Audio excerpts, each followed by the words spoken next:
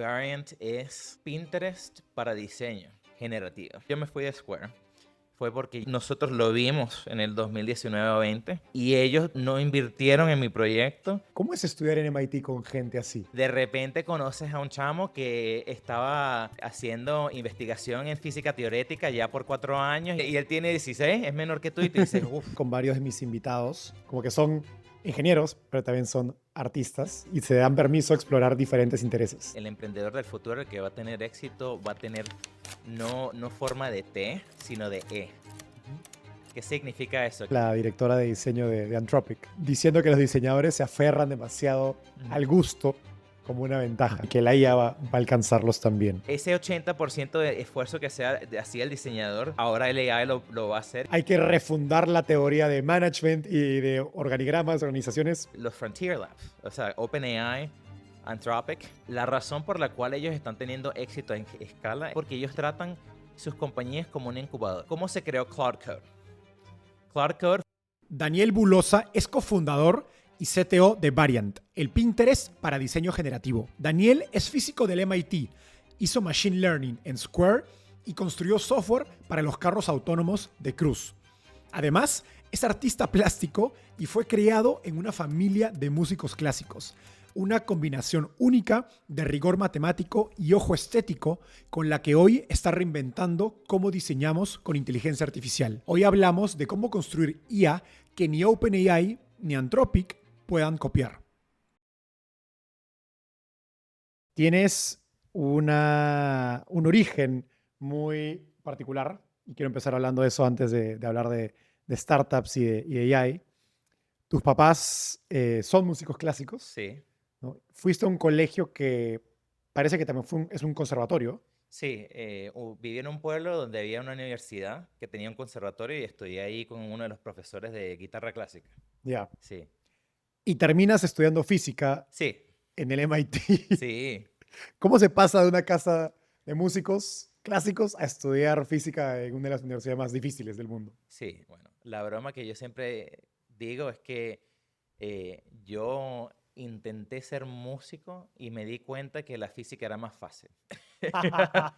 Porque, bueno, por lo mismo, yo crecí en una casa de músicos y es un mundo muy, muy competitivo, pero honestamente a mí siempre la matemática me vino con naturalidad. Ujú. Yo me acuerdo que cuando yo estaba en el segundo grado, la profesora me puso a revisar la tarea de los otros niños en el salón. Ujú. Entonces yo exploré varias cosas. Yo también pinté un poquito, tenía interés en la historia y eso, pero este, la Un madre... poquito es menospreciarlo. Sí, sí, sí, bueno, sí. Yo Quiero decía, escuchar, curioseen el perfil de LinkedIn de Dani para que vean lo que pinta. sí, sí, bueno, yo era una persona muy apasionada, todavía lo soy, obviamente, uno tiene que ser para hacer este tipo de trabajo y bueno, al final yo sentí que la matemática y todo lo que era técnico era donde yo me sentía más cómodo. Y bueno, yo pienso que si uno ve la música clásica tiene mucha teoría y tiene casi que un elemento matemático, un elemento Mm, de estructura ok. matemática. Y yo pienso que eso es algo, eso es como la relación que yo vi entre la parte de música y la parte de la matemática, eh, que como las conecta, digamos. Ujú. ¿Qué parte de esa crianza o educación, porque me imagino que lo viviste tanto en el conservatorio como en casa, se refleja en cómo trabajas hoy, en lo que haces hoy como emprendedor? Cuando uno crece en el mundo de los artistas, uno ve la cima del perfeccionismo, ¿entiendes? Yo crecí atendiendo conciertos y crecí con mi mamá. O sea, eh, acompañando a tus papás de giras. no, no, no, no. Bueno, mi mamá ya no cantaba cuando nos mudamos acá Ok. y mi papá sí giró, pero él giró cuando estaba muy joven. Él viajó todo el mundo con la Orquesta Sinfónica Simón Bolívar. Ok. Pero en Oberlin había muchísimo talento porque es uno de los conservatorios más famosos en el país. Y entonces yo vi mucha gente visitar y iba a los conciertos. Y, o sea, tú ves a personas que, o sea, están en la cima de lo que hacen, ¿entiendes? Gente que son talentos naturales o talentos que tuvieron que trabajar muy duro Ujú, y tú entiendes el, o sea, cómo se ve cuando una persona domina completamente lo que hace, ¿entiendes? ujú.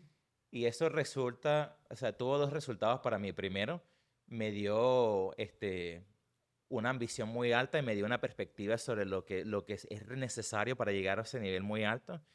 Y segundo, también me ayudó a reconocer a gente que tiene esos talentos. Y eso también me ayudó bastante. Por ejemplo, cuando conocí a mi cofundador, yo no soy una persona que tiene una intuición de producto tan fuerte como otros, Ujú. pero yo le vi el genio a él, ¿entiendes? Ok. Y le vi el genio porque yo he visto ese genio en el artista, ¿entiendes? ¿Qué viste?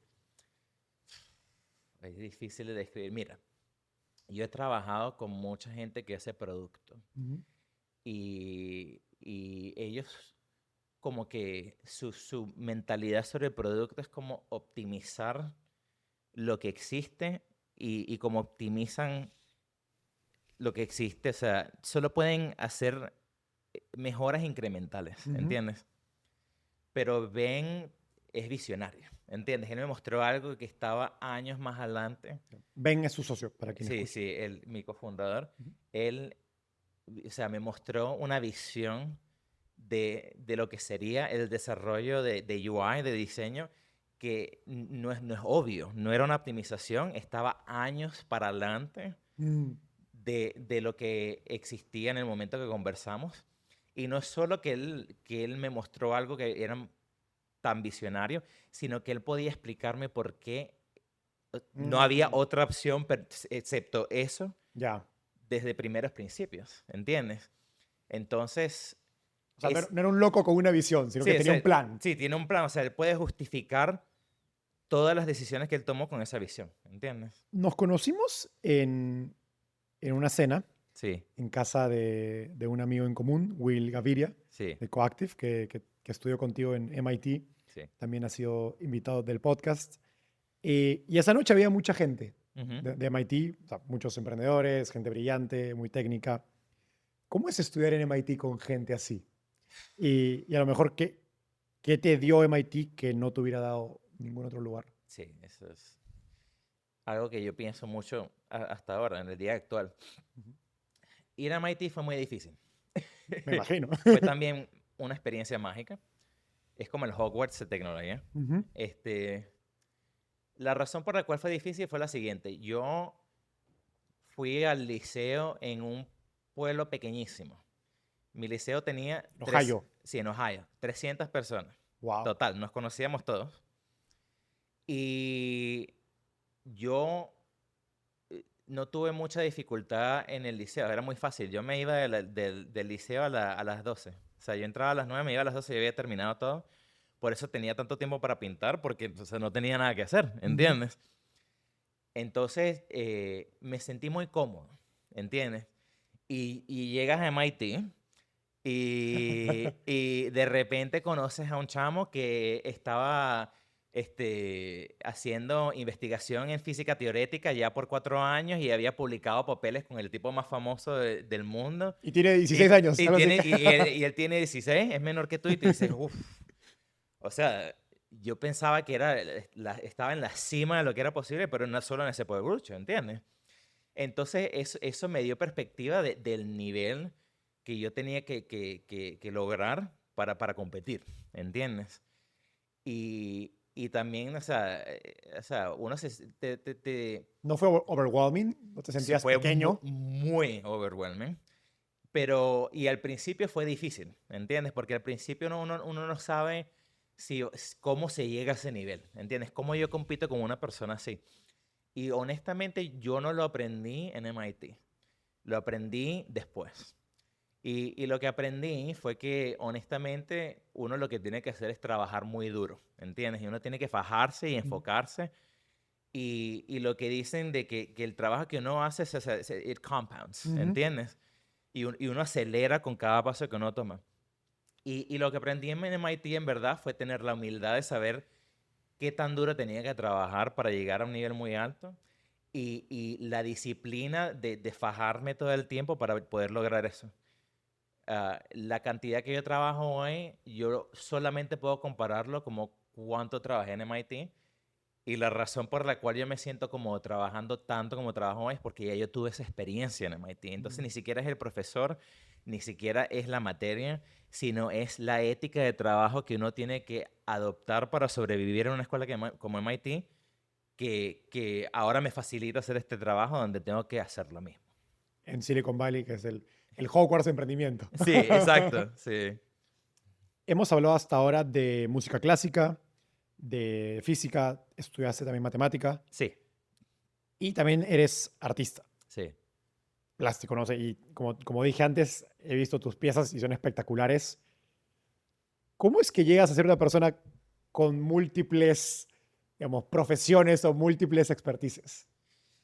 Es una pregunta interesante. En, en el mundo de artistas en el que yo crecí, y esto es algo que la gente no sabe de la gente que es artista. Los artistas tienen muchos intereses. Por ejemplo, uno de mis tíos es artista también. Tengo muchos familiares que son artistas. Él es artista plástico y él es súper fanático del ¿Del qué? AI. AI, de la IA. Y me sorprendió, porque los artistas no tienen reputación de Ujú. tener ese interés. Pero el artista usualmente es muy curioso, Ya. ¿entiendes?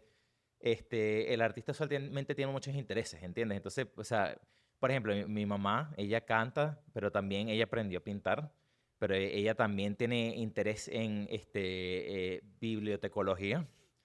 Entonces, ella siempre tuvo interés en muchas cosas, ¿entiendes? Y yo pienso que yo aprendí eso de la gente que me rodeó cuando yo crecí. Y yo quise imitarlo porque yo le tenía mucha admiración, ¿entiendes? Mm, Y también yo sentí cuando estaba joven que eh, para mí la vida era como un videojuego. Yo crecí con videojuegos y en el videojuego uno tiene varias habilidades que puede explorar y eso a mí me motivó. Entonces ya. yo quise experimentar para explorar lo que me gustaba.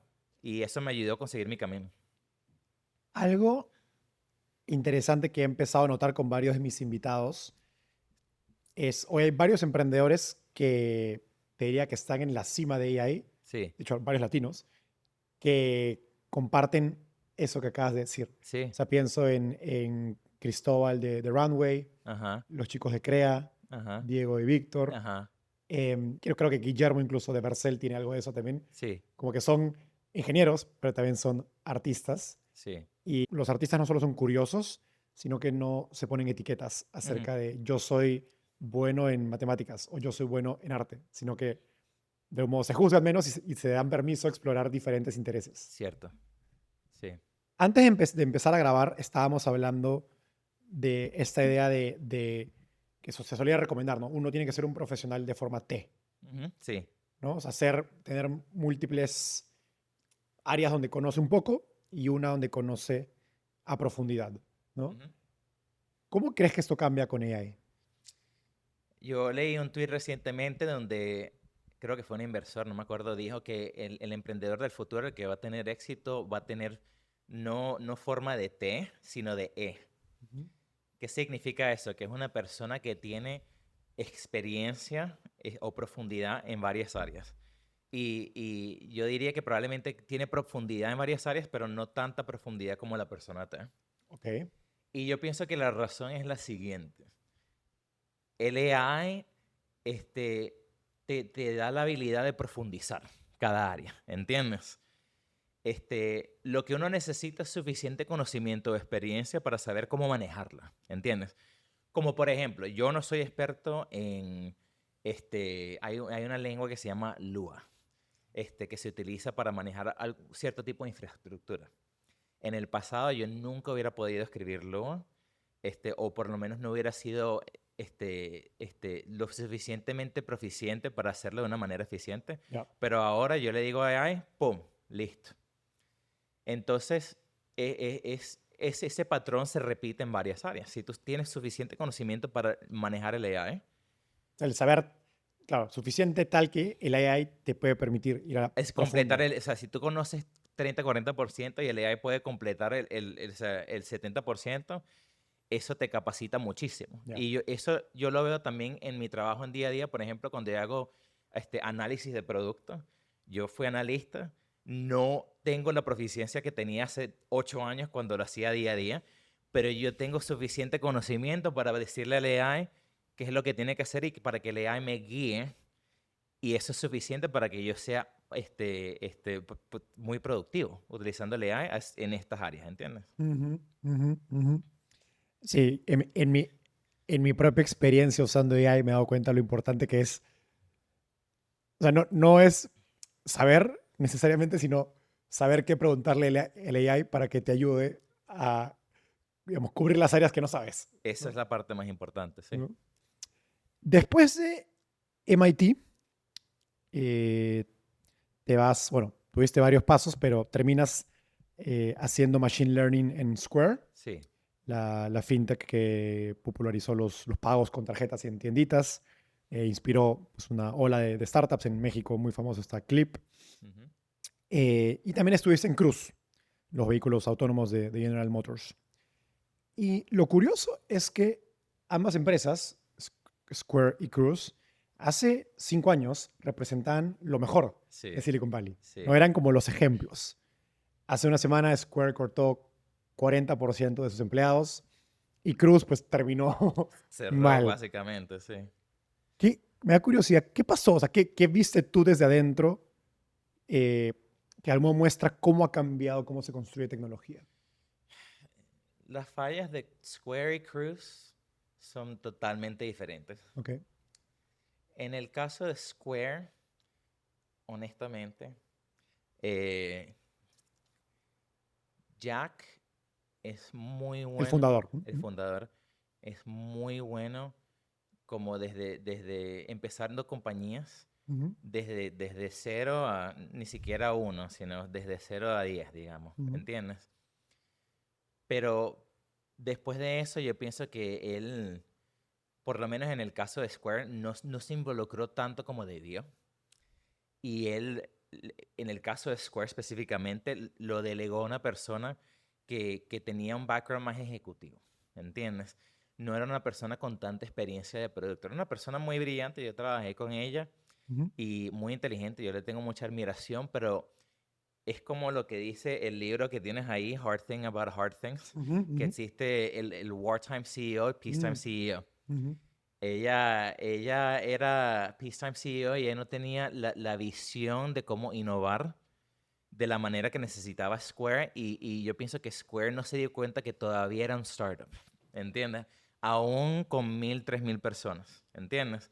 Ya. Entonces, la razón por la cual yo me fui de Square fue porque yo estaba tratando de desarrollar básicamente el producto que estoy desarrollando hoy. Ya nosotros lo vimos en el 2019 o 20 y ellos no invirtieron en mi proyecto porque querían invertir en mejoras incrementales, ¿entiendes? Y yo pienso que eso se acumuló y lo que resultó es que ahora Square está detrás, no solo desde un punto de vista de producto, sino también desde un punto de vista de eficiencia interna. Mm, Y por eso fue que ellos, ahora Jack regresó y está tratando de reestructurar, ujú, ¿entiendes? ujú, Ese es el caso de Cruz. Perdón, el caso de Square. ujú, El caso de Cruz fue diferente. El caso de Cruz fue que había demasiada ambición y la visión era muy, muy intensa y yo pienso que el liderazgo y el equipo perdió un poco la conexión con el cliente y el mundo al cual servían, ya, ¿entiendes? Eh, ellos tenían una relación un poco complicada con el gobierno de San Francisco y ya, con el gobierno municipal y con el SFMTA. ujú, Y como tenían esa relación adversarial, yo pienso que eso creó una cultura adversarial con el gobierno. Y esa cultura yo pienso que directa o indirectamente causó la interacción que Cruz tuvo con el gobierno, donde le ocultaron sí, detalles del accidente, lo cual causó toda la crisis que ocurrió. sí, Y si Cruz hubiera tenido o sea, better customer service, o sea, una mejor relación, no solo con el cliente que está dentro del carro, sino con todos los stakeholders que existen alrededor del carro autónomo, ujú. yo pienso que hubiera habido un mejor resultado. Lo increíble es que Cruz hace 2, 3 años estaba adelante ¿Sí? de Waymo, Yo de pienso que Robotaxi. Cruz hubiera ganado porque Cruz tenía... Yo cuando me mudé, los únicos, en 2021 o 2022, los únicos coches autónomos en la ciudad era Era Cruz. Cruz, ¿sí? Ujú. Y Cruz tenía una cultura de emprendimiento increíble. Por eso le hubiera ganado a Waymo. Y tenía un nivel técnico. Yo describo Cruz como una catedral de software engineering. O sea, una Wow. increíble. Yo aprendí muchísimo ahí, pero hubo una desconexión entre la actitud interna y lo que necesitaba el público para sentirse bien. Suena un poco a lo que le pasó a Uber al Ujú. inicio. Sí, exacto. Bueno, por eso fue que Ujú. sacaron a Kalanick. Ajá. Em, Hoy, Variant, tu startup, tiene menos de 10 personas. 5. 5. Creciendo rápido. Entonces, casi que lo opuesto a tu experiencia en Square y Cruise, ¿no? Con equipos enormes, muchos recursos, gente muy talentosa, obviamente. ¿Cómo se ve el día a día de construir un producto AI en la frontera? Y a lo mejor, ¿qué puedes hacer hoy que en Square o Cruise hubiera tomado meses o cientos de personas? Bueno, hay dos elementos. Primero, el tamaño de la compañía y segundo, lo que te deja hacer AI. Ujú. Ah, en términos del tamaño, mira, eh, existe una fricción en las organizaciones grandes porque hay muchísimo contexto que uno necesita saber para poder operar y ese contexto vive en la cabeza de muchas personas diferentes, ¿entiendes? Primero. Y segundo, obviamente lo que todo el mundo sabe, que es que hay muchos, o sea, diferentes grupos tienen diferentes objetivos, Incentivos. incentivos también, y entonces es difícil alinearlos a todos. Sí. En una compañía tan pequeña existe un solo objetivo y no existe la fricción de la comunicación porque nos sentamos todos ahí mismo, ¿entiendes? Y todo el contexto de todo lo que se tiene que hacer en la compañía está básicamente en mi cabeza y la de mi cofundador, ¿entiendes? Entonces eso hace muy fácil que uno, primero, tres cosas. Primero, que la gente priorice lo que es más importante. Que si la gente que la gente, si tenemos que cambiar de dirección rápido, lo podemos hacer, la gente entiende por qué. Este, y hay menos fricción por comunicación, por todo eso. Entonces, esa es la gran diferencia. Y el AI es como que amplifica Mm, este, cuánto uno puede lograr con un equipo pequeño. Y entonces eso significa que la eficiencia que tú adquieres reduciendo toda esa fricción que tenías antes es mayor, ¿entiendes? Si yo tengo todo el contexto sobre lo que ocurre en la compañía, no solo beneficia a los empleados, sino beneficia a la AI también, porque yo sí. conozco toda la base de código, se lo puedo comunicar. Entonces, yo pienso que vamos a ver equipos más pequeños, compañías más pequeñas. Yo pienso que pronto vamos a tener el primer unicorn que va a ser 5 personas, 10 personas. Ese es mi sueño. Ujú. Y todo eso porque, o sea, todo está cambiando de manera fundamental, ¿entiendes?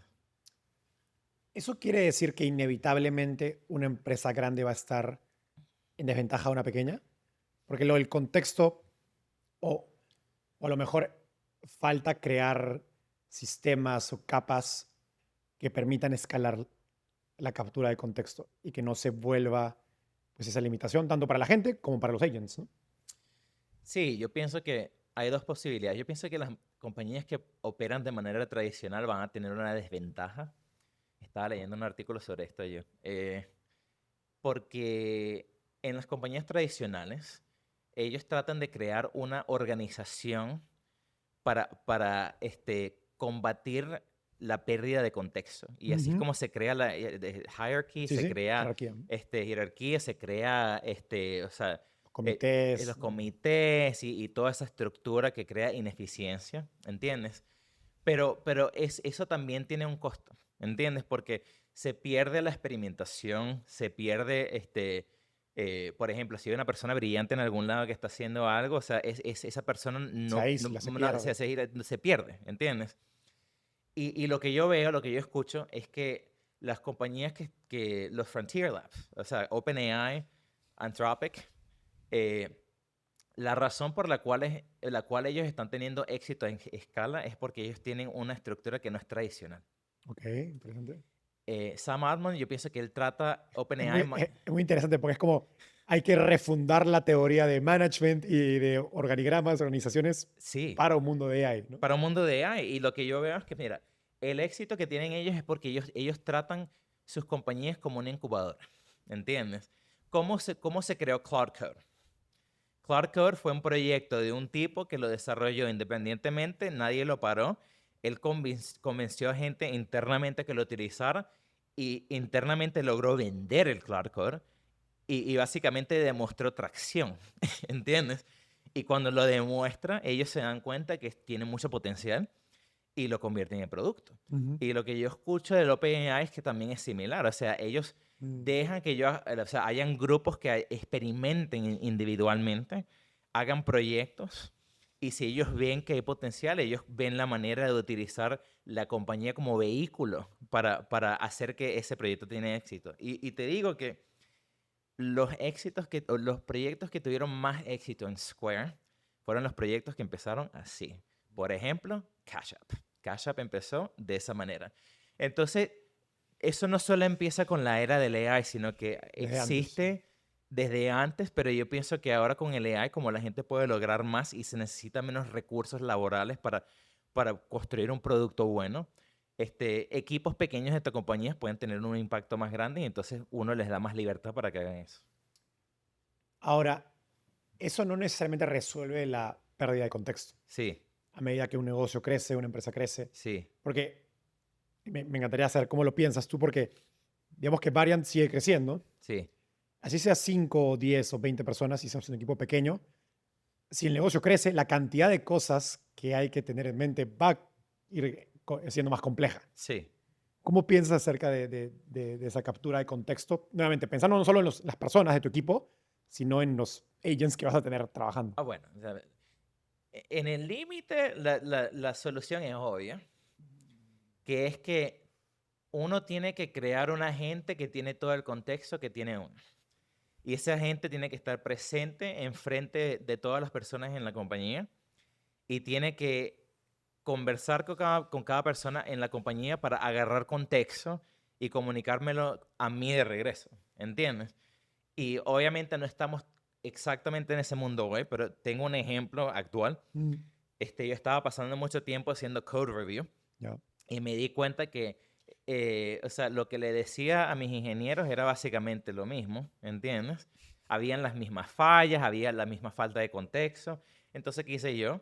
Yo construí un agente que, Dani AI. sí, Danny GPT, que leyó todos los reviews que hice en los pasados 3 meses del código que escribieron, lo resumí en un documento y también resumí las mejores prácticas que yo sigo Ujú.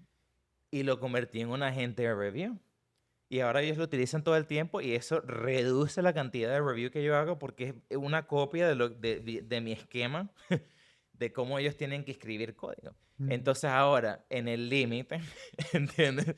Eso aplicado a todo. Eso aplica no solo a todo, sino que básicamente tiene que capturar más y más de los detalles l- a los cuales yo, este, este, o sea, veo cuando estoy haciendo mi review de lo que ellos hacen y básicamente reemplaza más y más lo que yo hago, ¿entiendes? Pero también hace que ese contexto está disponible on demand, ¿entiendes? Para cualquiera que lo necesite, ¿entiendes? Yo pienso que ya pasamos, en cierta manera, el Turing Test, por ejemplo, con programación, por lo menos para ciertos proyectos, porque llegamos a un punto en los pasados 4 meses en el cual yo leía los PRs que escribía Claude y que escriben mis ingenieros, y era difícil saber la diferencia, ¿entiendes? Y yo pienso que la gente subestima, Sí. o sea, lo que se puede lograr si tú puedes capturar el proceso que tú tienes para lo que tú haces, definirlo de una manera concreta y trasladar eso a una gente. Sí. Es bien poderoso. Dani, ahora sí, hablemos más de diseño Ujú. y la intersección con AI. qué es lo que estás haciendo en Variant. Primero, explícanos como para tonto, ¿qué hace Variant? Hoy, Variant es Pinterest para diseño generativo. Ok. ¿Ok? Básicamente, o sea, tú haces scrolling y te salen 6, 12, 20 diseños, opciones, ¿ok? Todas son generadas por IA y básicamente lo que emula es el proceso por el que uno pasa cuando uno contrata una agencia de diseño. Porque cuando uno contrata a la agencia de diseño, la agencia te da opciones. Y la manera en la cual el cliente diseña es como, me gusta esto, no me gusta esto cámbialo así. Y nosotros capturamos ese proceso en una experiencia de UI, donde tú haces En el scrolling, scroll. muéstrame más, scroll. Ah, me gustó esto, pero quiero ver diferentes color palettes, hay un botón, ¿entiendes? Ah, necesitas comunicar algo específico, hay un chat también. Pero de esa manera tú puedes generar muchas ideas muy rápido para rápidamente conseguir la idea que se alinee con tu visión. Me lo imagino como, ¿has visto las películas de Marvel? Ajá. Cuando empiezan y entras como un mundo y va cambiando el Sí, sí, mundo, sí, sí, algo como así. Jarvis, así, sí. Y tú eliges a dónde vas. Así es, sí. Ujú. Em, Ahora, algo interesante de lo que es Variant como concepto es que la mayoría de herramientas de AI, ChatGPT, Gemini, lo que sea, funcionan de una forma más lineal. Sí, Tú pides algo y el modelo te da una respuesta y si no te gusta, vuelves a promptear. sí. Como nos has escrito, ustedes son casi lo opuesto. Ujú, Es de frente empiezas con muchas opciones. ujú. ¿Por qué? Una respuesta muy larga para eso, pero te voy a dar la respuesta desde el punto de vista de diseño. Ujú. El diseño es un proceso de búsqueda. Tú exploras un espacio creativo donde no hay solo una respuesta correcta, sino pueden haber varias respuestas correctas. Y cada respuesta puede tener un balance diferente de, por ejemplo, accesibilidad, versus, por ejemplo, cuántos features tiene el producto, porque mientras más simple es el producto, menos features. Pero mientras más features, también la herramienta es más poderosa, Ujú. ¿entiendes? Entonces, el diseño es una búsqueda. Ya. Y como es una búsqueda donde hay muchas opciones, tiene más sentido intentar diseñar de una manera donde pruebas diferentes ideas en lugar de tratar de conseguir una sola idea óptima. Ya. Y esa es la filosofía del producto. Ujú, ujú. Ahora, esto tiene algo interesante detrás, más técnico, que recuerdo me explicaste y me voló la cabeza, así que me gustaría que lo compartas, Sí. que es esta idea del machine learning de precision versus recall. Ujú. ¿No? Y me decías, ChatGPT apuesta a la precisión, entender perfecto y darte la respuesta. O mejor dicho, entenderte perfecto y darte la respuesta correcta. Sí, Ustedes apuestan a recall, que es mostrar muchas opciones, sí, porque lo que importa es que encuentres una buena. sí. ¿Cómo conectas esa idea? ¿No? Esa es una gran... Yo pudiera dar una charla sobre esa idea, pero eh, mira, hay muchas ideas del mundo del ML clásico que todavía aplican y yo pienso que se pierden un poco. Ajá. Esta idea del precision y el recall es una de esas ideas. Yo te puedo dar un ejemplo. Eh, Recall básicamente significa de todas las respuestas correctas, cuántas conseguí, ¿entiendes? O cuál proporción conseguí. Y precision significa de las respuestas que te di, cuáles son válidas, ¿entiendes? Por ejemplo, en el mundo antiguo, hace como 6 8 años, un ejemplo de un sistema que optimizaba por precisión es la detección de fraudes, ¿ok? Y la razón por qué es porque si tú marcas a un usuario de Square, por ejemplo, como un usuario malicioso, Ujú. eso es una mala experiencia, customer experience, ¿entiendes? Mm. Entonces, lo que ellos hacen es que si van a automáticamente cancelar la cuenta de alguien, ellos tienen que estar casi seguros o sea, casi tener certeza de que esa Ya, persona en verdad comete fraude. Por otro lado, un sistema en el cual uno optimiza por recall es en la medicina. Porque en la medicina, si tú piensas que alguien tiene cáncer y te equivocas, no pierdes nada. ya. Pero si alguien No tiene. tiene cáncer y no lo detectas, catástrofe. Ya, ¿Entiendes?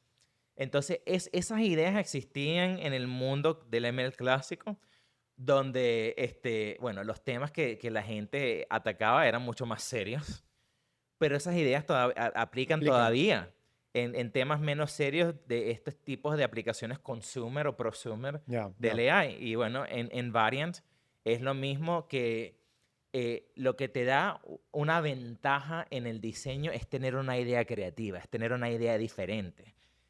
Y si quieres optimizar para creatividad, para una idea diferente, tienes que optimizar por Rico. ¿Entiendes? Que tener más opciones. Más opciones. Ya. Porque no, o sea, no, el equivocarte no es un riesgo, básicamente. Sí, porque pero lo que necesitas es conseguir algo diferente, algo interesante. Ya. ¿Entiendes? Y de hecho, el tener más opciones, aunque te equivoques, te lleva en esa Exacto. opción, Y ¿no? es complementario porque cuando consigues una opción buena, siempre puedes meterla en un sistema Ya, como Claude Code o Claude en sí, que te ayuda a tomar esa idea que conseguiste y optimizar. ya, ¿Entiendes? ya, ya. Como se dice a veces, es más fácil saber lo que no quieres Sí, no, que lo que quieres. exactamente, sí.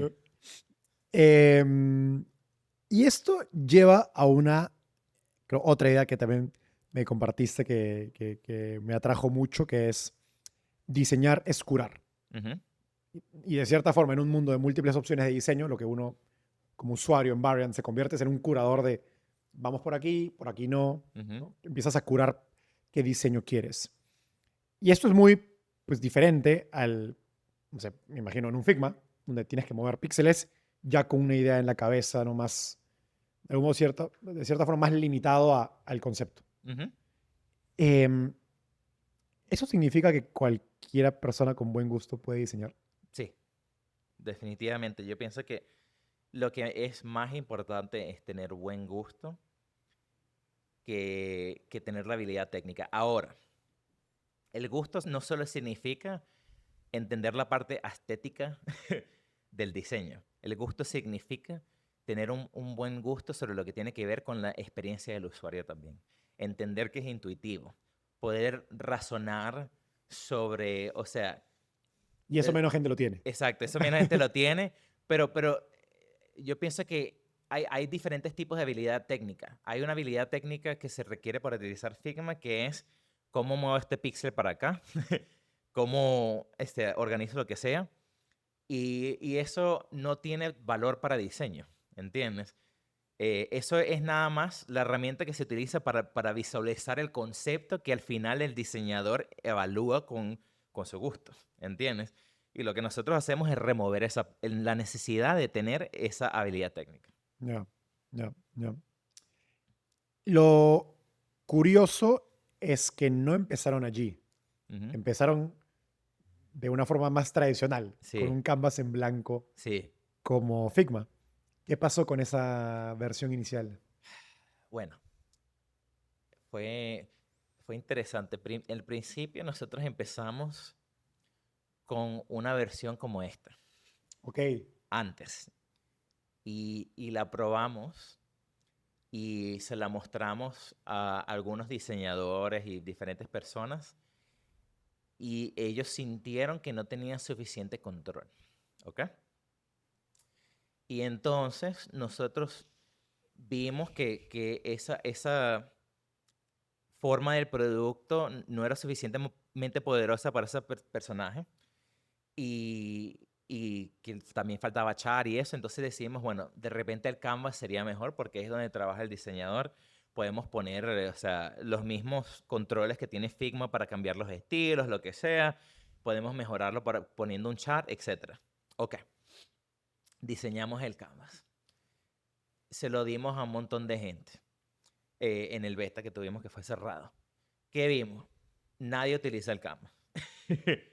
Nadie utiliza el Canvas. Y eso ocurre por dos razones.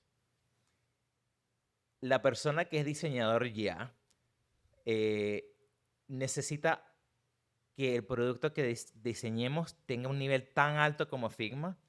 Y para nosotros eso no tiene sentido porque es competir con Figma, ¿entiendes? No es la mejor táctica. Debe ser marginal, o mejor, no Sí, diferente. no es diferente, o sea, no nos da ninguna diferenciación, ¿entiendes? Y por otro lado, la gente que le gusta Variant no es diseñador y no le importa nada de eso. Y Se yo veo, perdía en el Canva. sí, y yo veo que honestamente, exacto, yo veo que les gusta la idea del Canvas porque hace sentir que la herramienta es para diseño, pero si los ves utilizando, si ves los videos, no utilizan el Canvas, Pero no saben usarlo no, tampoco. o no saben, lo utilizan solo para una cosa que es organizar, pero eso no justifica la complejidad del Mm, Canvas. Entonces, cuando vimos eso, decidimos, bueno, vamos a quitar el Canvas porque para la audiencia que le saca más, o sea, que gana más de utilizar Variant, no tiene sentido. Ya, ya, ya. Escribiste un post de LinkedIn hablando del AI slop, Sí, diciendo que la inteligencia artificial no tiene que crear más slop necesariamente. Ahora, si generas muchas opciones, me imagino que la probabilidad de generar slop incrementa. ¿Cómo, y corrígeme si estás de acuerdo o no, pero digamos, cómo se le da buen gusto a un modelo o a un producto? sí. Primero, yo no pienso que necesariamente si generas más cosas se incrementa el slop. ¿Ok? Yo pienso que en general en un sistema, esto es un poco técnico, pero en un sistema probabilístico tienes una probabilidad de X% de slop y, o sea, creas más, pero la proporción de lo que sea bueno o no es constante. Ya, ok. Y entonces la meta es incrementar la proporción de diseños que son de alta calidad, ¿entiendes? En términos de cómo se diseña un modelo y un sistema que genera cosas a alta calidad, es como cualquier sistema o modelo de AI, ¿entiendes? Uno tiene que tener una persona que entiende cuál es el output de buena calidad y que puede discriminar la diferencia, ¿entiendes? Y cuando uno define de manera clara cuál es la meta, uno puede revisar o evaluar lo que saca el sistema con evals o manualmente, e iterar, ¿entiendes? Y uno itera con todas las herramientas que existen en el mundo de la inteligencia artificial. O sea, consigue los datos correctos para entrenar el modelo. Uno consigue la manera de cambiar el system prompt o el sistema Ujú, para mejorar, pero itera hacia una dirección que tú sabes que el resultado tiene alto valor. ujú. Y eso es lo que yo pienso que falta en otras compañías que desarrollan modelos o productos para el diseño. Es tener, o sea, claro cuál es el objetivo, ¿entiendes? Ujú, ujú. ¿Qué tan, digamos, para lo que describes, qué tan necesario es estar cerca del research? Ujú. Leyendo papers de Anthropic, de OpenAI, de los otros laboratorios, para poder hacer algo como lo que describes. O sea, ¿cuánto es del día a día de Variant es research? ¿Cuánto es producto? Mira, es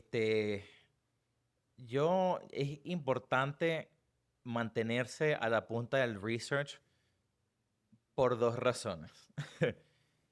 Primero, o sea, eh, progresa el research que se relaciona con los modelos que utilizamos hoy, ¿entiendes?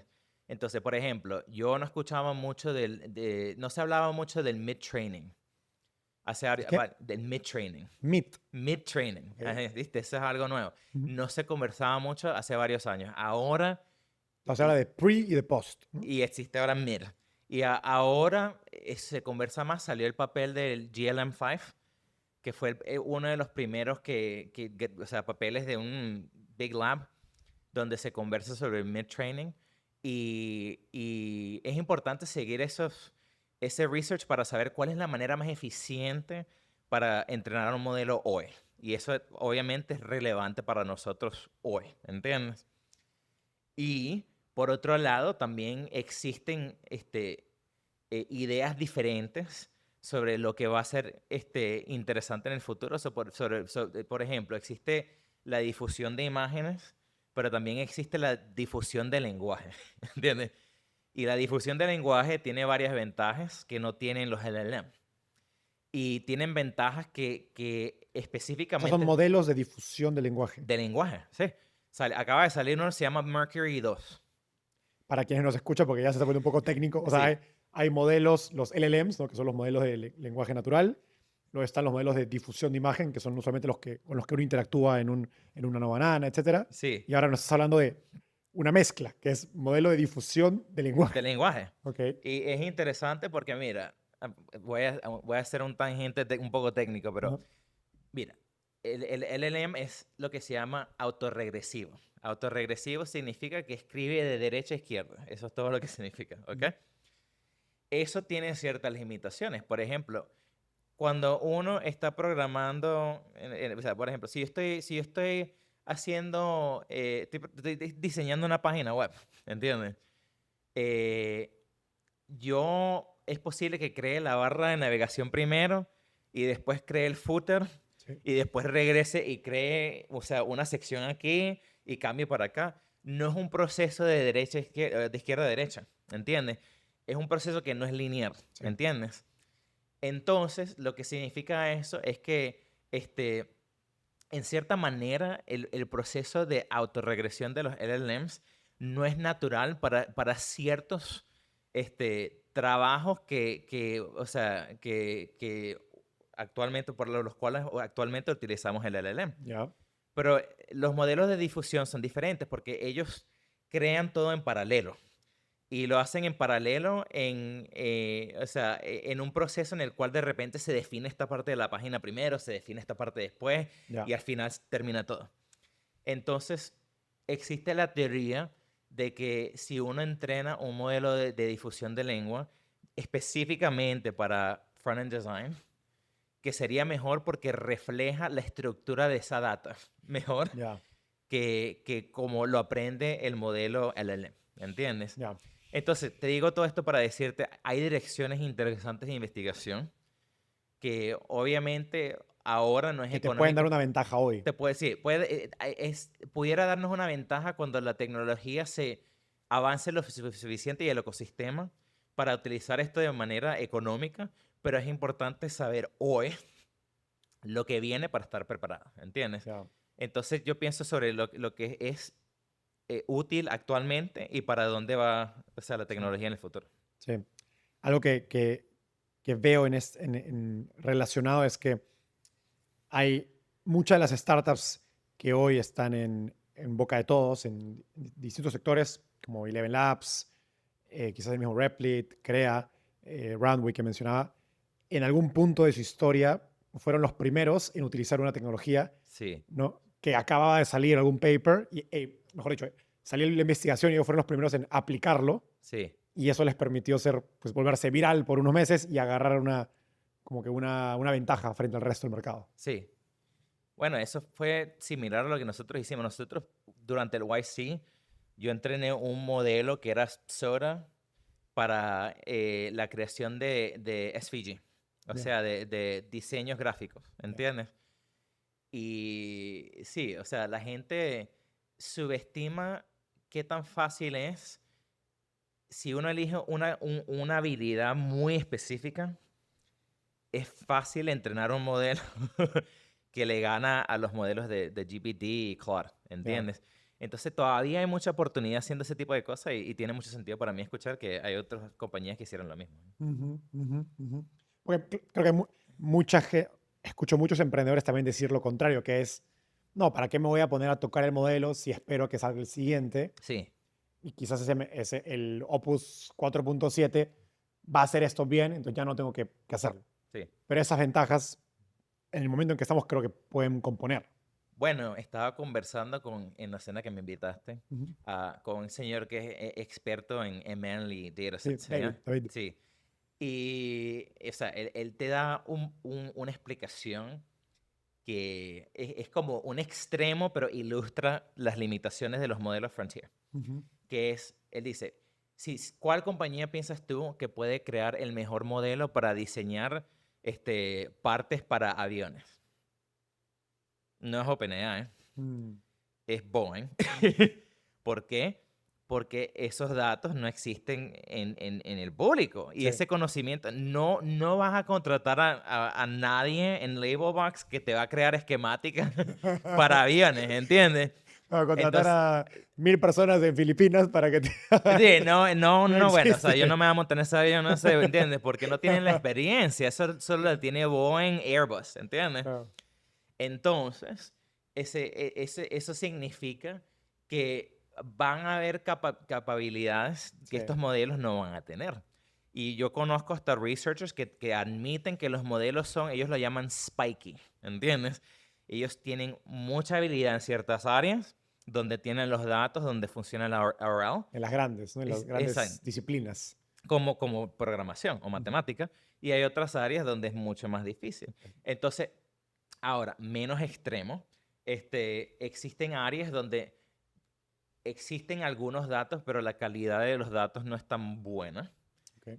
Y también por razones comerciales, o iniciativas comerciales, los Frontier Labs no invierten tanto en esas áreas. ¿Entiendes? Cuando tú entrenas un modelo Frontier, tú tienes que balancear la capacidad del modelo en un área contra la otra. No es decir, no mejoran de manera monotónica en todas las áreas. A veces cuando Ujú. ganas en una, pierdes en otra.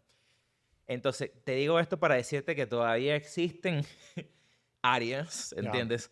Donde los modelos, por falta de datos, por falta de datos de alta calidad, porque están priorizando otras áreas, todavía hay oportunidad para entrenar algo donde ganas, ¿entiendes? Ujú, Contra ujú, ellos.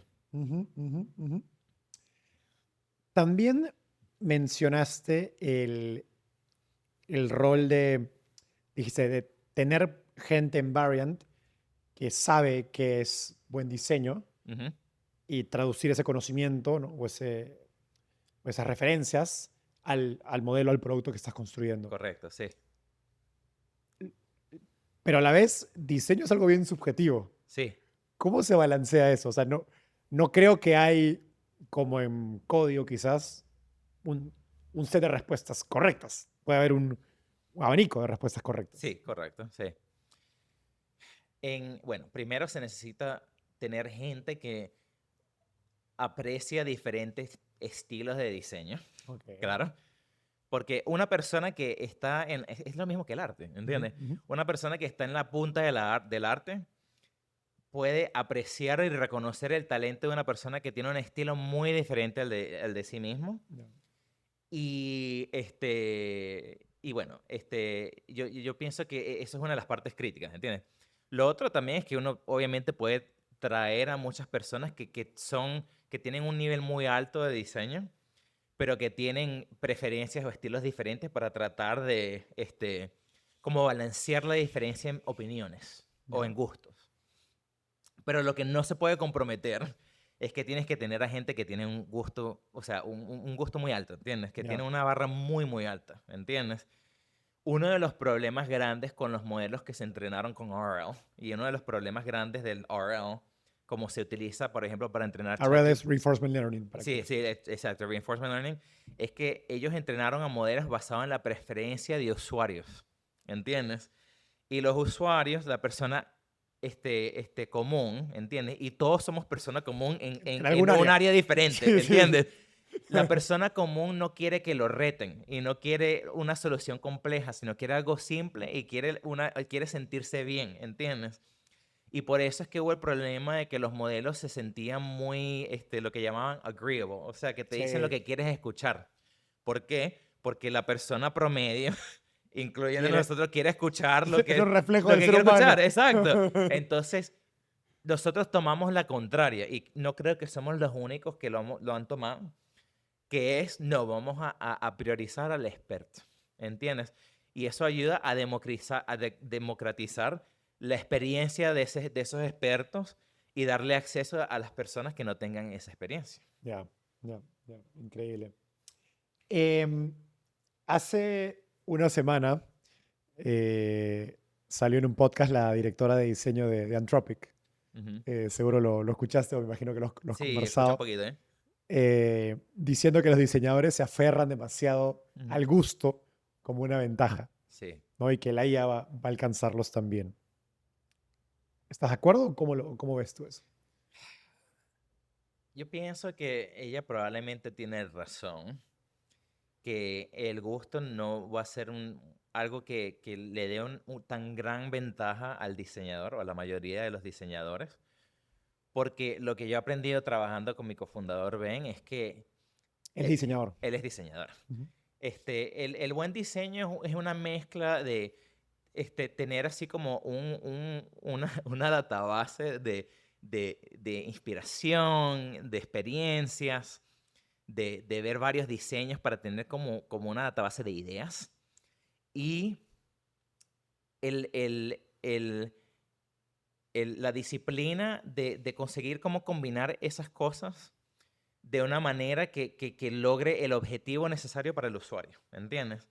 Y entonces es como una combinación de una base de conocimiento, inspiración y reasoning, ¿entiendes? Ya, Y ya. te puedes imaginar cómo se puede diseñar un sistema de AI que imita eso, ¿entiendes? Sí. Ahora, eso no significa que no va a haber lugar para el diseñador. Ese tipo de pensamiento es todavía valoroso, pero ese 80% de esfuerzo que hacía el diseñador de tener esa database de conocimientos y esa ejecución técnica, ahora el AI lo va a hacer y entonces lo que queda después de eso es o sea, el gusto, o sea, el gusto la cima de los diseñadores, del top, o sea, 10%, 1%, ¿entiendes? Y eso es lo que va a diferenciar. Cuando un diseñador profesional prueba Variant versus alguien que nunca abrió Figma, Sí. ¿cuán diferente es la reacción? Oh, bueno. Las personas que son diseñadores que prueban Variant tienen dos reacciones muy diferentes. La mitad dice que si ustedes aman el diseño, ¿por qué quieren eliminarlo? Lo cual no es nuestro objetivo. Y la otra mitad dice, yo me acuerdo cuando tenía que hacer todo esto manualmente y es como magia que ahora esto lo puede hacer por mí. ¿Entiendes? Entonces existe la gente que lo ve desde un punto de vista negativo, que siente que es como para reemplazarlos, Ujú. y hay gente que lo ve desde un punto de vista que es así como que lo aprecian más porque entienden cuánto trabajo tomaba Como gracias. así hacer eso, ¿entiendes? Entonces yo pienso que la reacción del diseñador es más extrema, en una dirección o la otra.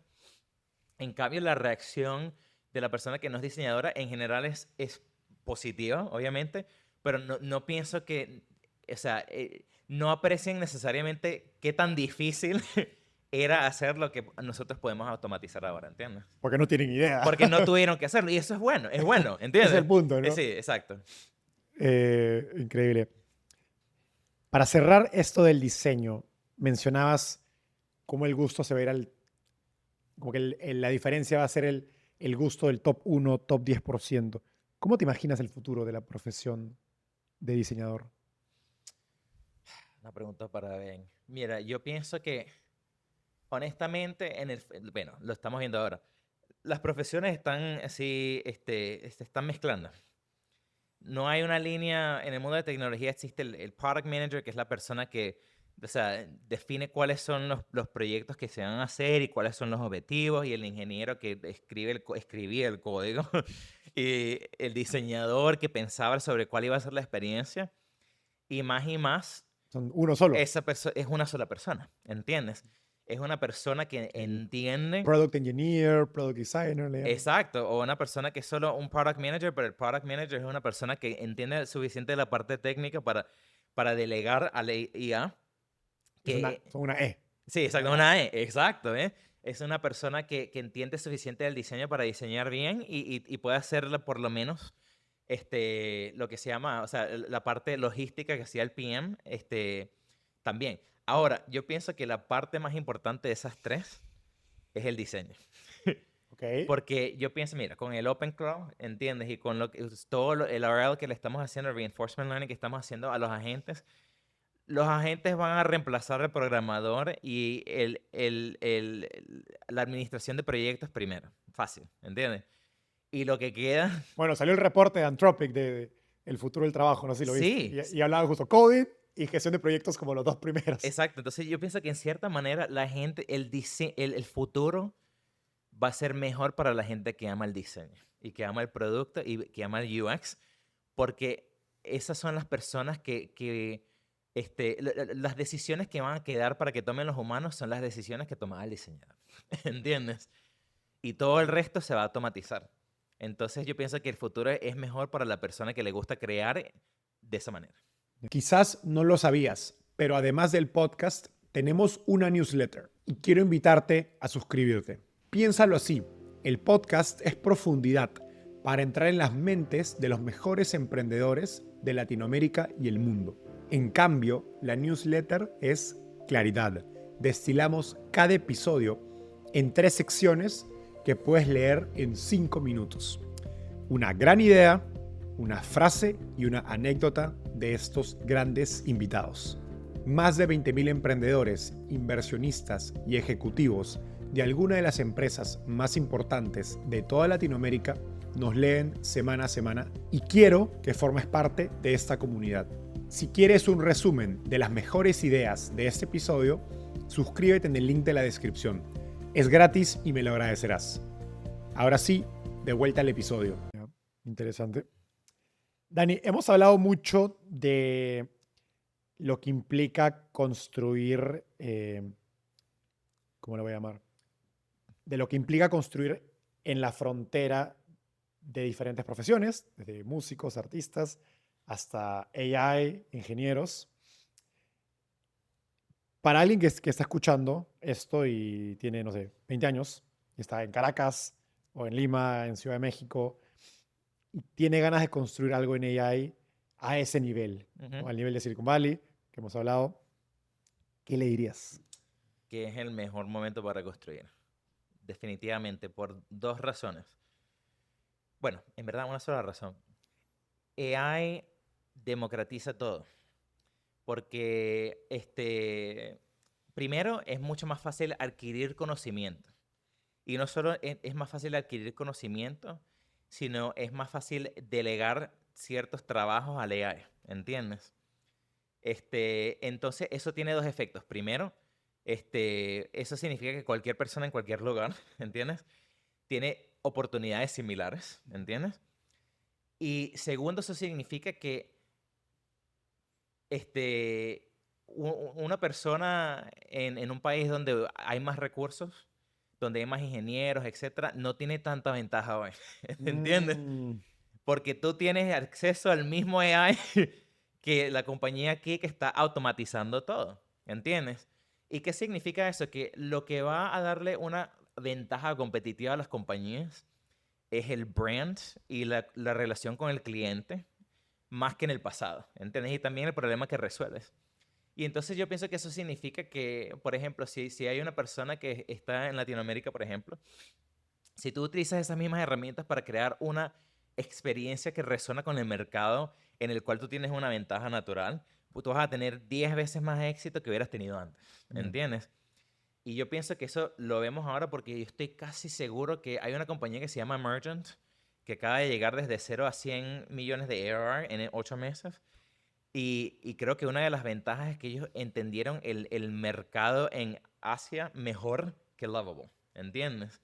Y tuvieron otras diferencias también, que otras ventajas. ujú. Pero, o sea, que haya tanta oportunidad para que haya dos compañías haciendo cosas similares y que ambas logren ganar como ganaron, a mí me dice que, o sea, hay una gran oportunidad para todo el mundo donde estés, ¿entiendes? Y hay que Ujú, utilizar todas esas ventajas. ujú. Dani, para cerrar, si tuvieras que agradecer a una o dos personas por empujarte a pensar más en grande, ¿quiénes serían y por qué? La persona que viene a mente, y bueno, me pone un poco triste porque ella murió hace unos años, Ujú, fue mi abuela. ujú. Y mi abuela no necesariamente me empujó ni siquiera a hacer nada. Pero déjame decirte por qué. Ok. Te digo por qué. Mi abuela creció en un barrio pobre en Caracas. Ujú. Pobre, pobre. O sea que vivían 13 personas en una sola habitación en un barrio en Caracas.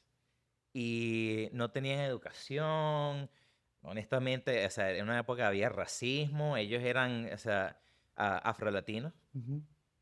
Y, y bueno, lo que le decían a mi bisabuela es que, o sea, todos esos hijos que ella tenía iban a ser ladrones y prostitutas. Poco spicy para ti, pero eso es lo que Wow. era cierto. Y todos ellos fueron a la universidad. Algunos se convirtieron en abogados.